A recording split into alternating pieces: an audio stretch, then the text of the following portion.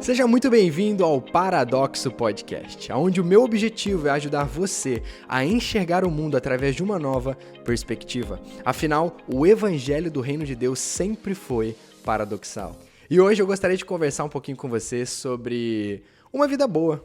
Afinal, quem não quer ter uma vida boa? Mas o que eu quero é aprender a definir, é ajudar você a enxergar como as nossas definições do que é uma boa vida podem ser bem diferentes. Por exemplo, se eu perguntasse para você o que você considera uma vida boa, talvez você diria, bom, se eu tiver saúde, se eu tiver uma boa condição financeira, se eu tiver, sei lá, o que você pode pensar, uma família feliz, se eu puder ver meus netos, se eu viver até os 100 anos ou passar dos 100 anos, enfim, eu não sei o que para você caracterizaria ter uma vida boa. Mas a verdade é que muitas vezes é só isso que a gente pensa. Em conquistas financeiras, em conquistas pessoais, em coisas momentâneas, coisas dessa vida. E isso define uma vida boa na Terra. Agora, o que eu quero te levar a pensar é um pouco mais além. Pense comigo por um instante. Você consideraria, por exemplo, que Paulo teve uma boa vida? O apóstolo Paulo. Se você é cristão, você que está me assistindo, você provavelmente já conheceu, um pouco, pelo menos, da história de Paulo, se é que você já não conhece muito sobre ele. E ele foi muito importante hoje para a história da igreja, enfim, tudo que ele fez, tudo que ele construiu, todas as cartas que ele escreveu. E a pergunta que eu te faço é, Paulo teve uma vida boa?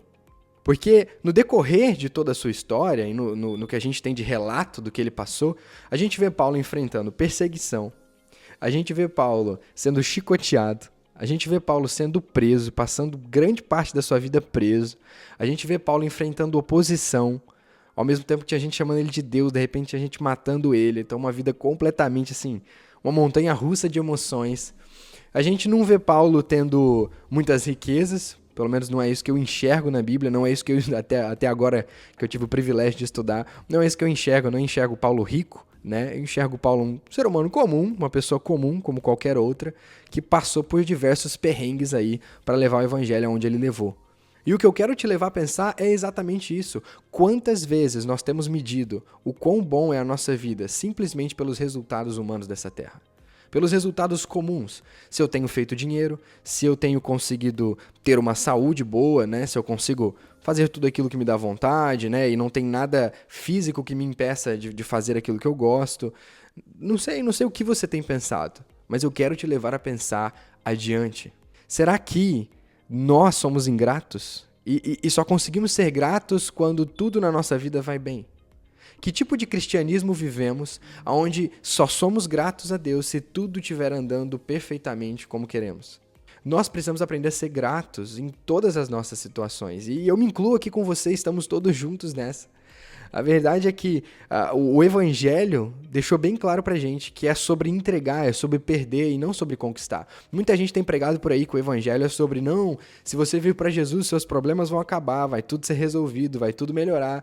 E a gente sabe que não é bem assim. Porque quem é cristão de verdade sabe que, na verdade, o chamado do cristão é ir pra cruz com Cristo. E sim, o seu maior prazer será encontrar a Cristo, eu te garanto isso. Mas não vem achando que você está buscando a Cristo porque você quer mais prazer na vida, ou porque agora sim sua vida vai melhorar. Sua vida vai sim melhorar, mas não da forma que você está pensando.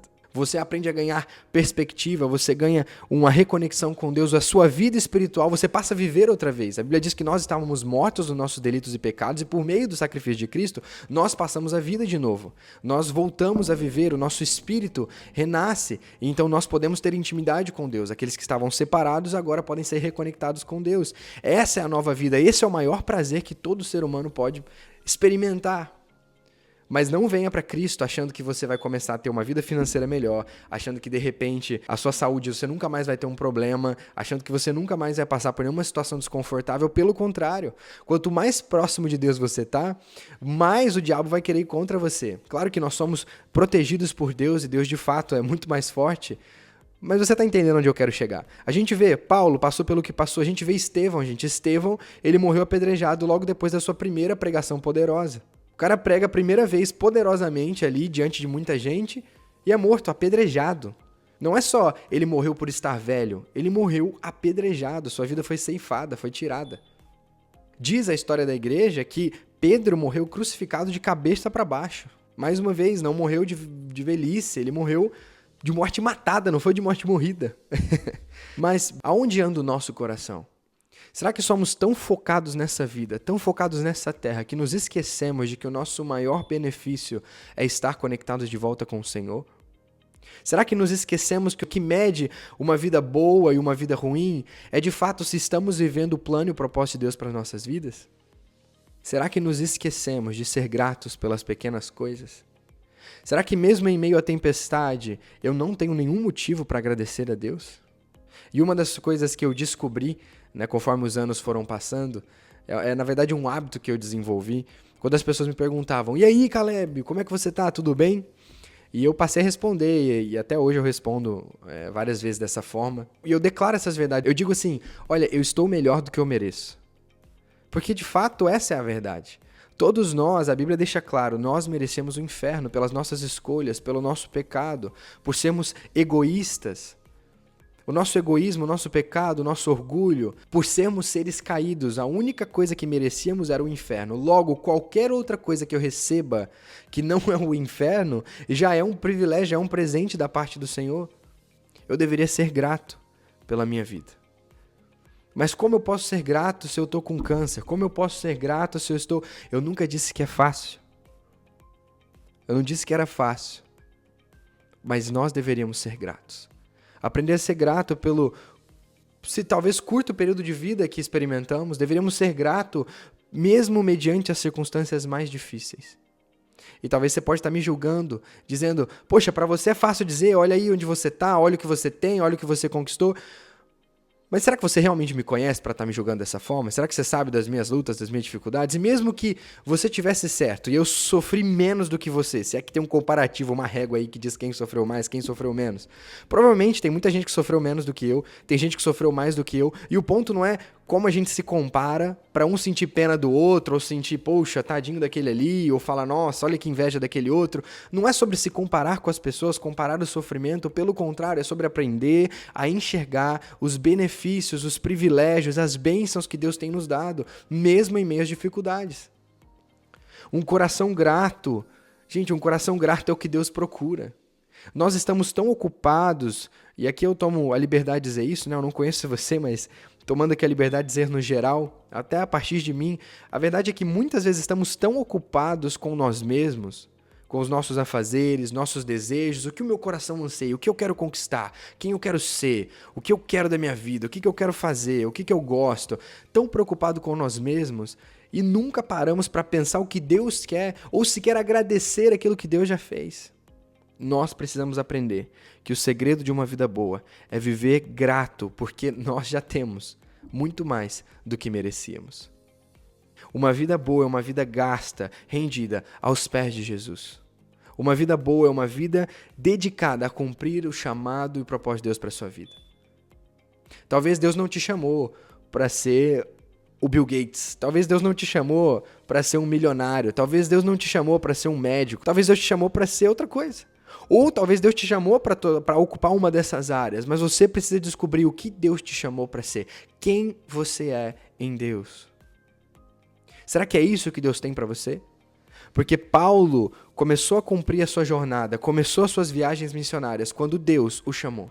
A Bíblia diz que ele estava reunido na igreja dele, com os seus líderes na Antioquia, e de repente, um momento de oração, a Bíblia diz que veio a palavra do Senhor a eles, dizendo: olha, separa-me Barnabé e Paulo para a missão que eu os tenho chamado.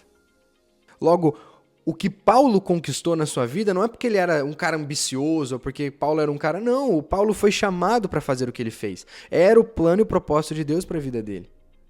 O que Deus te chamou para fazer? E se você já sabe a resposta, você tem caminhado nessa direção?